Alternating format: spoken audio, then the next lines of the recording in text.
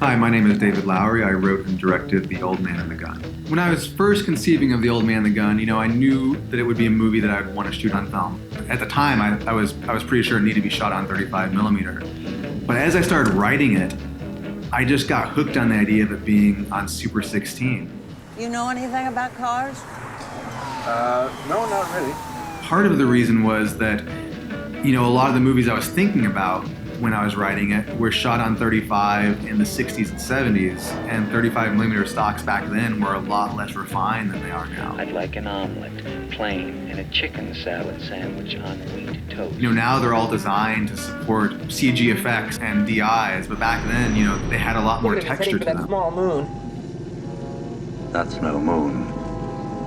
It's a space station. And now you have to work pretty hard to get that texture into a 35 millimeter film stock.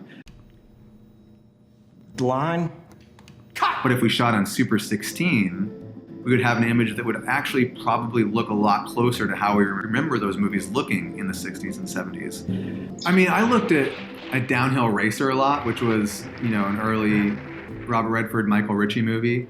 And that was shot on 35, well, partially it was on 16, but that was something that had a really rough quality that I really, really liked. And so once we decided on shooting on Super 16, the next step was figuring out, how far can we push the image? And that's one of the reasons we ultimately settled on shooting in 235, was because I wanted to have as little resolution as possible. And by cropping the 16 millimeter image, we were removing a great amount of the actual resolution of the frame itself. What list is that?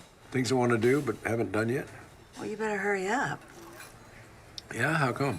I really wanted it to be as grainy and as rough as we possibly could get it. I wanted it to look worse than the movies that were shot on 35 in the 60s and 70s. I wanted it to look really kind of harsh at times.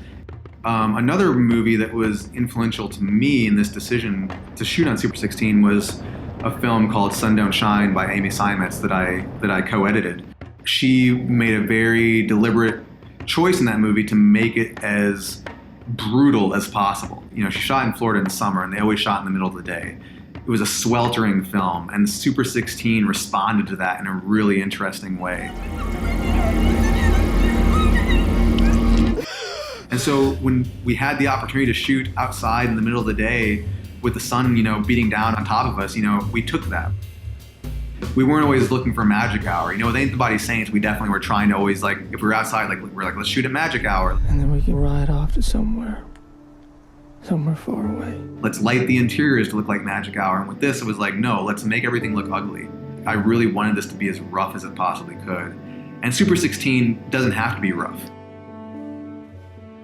It can be really sensuous, it can be really lovely, and there are parts of The Old Man and the Gun where we lean into that a little bit more.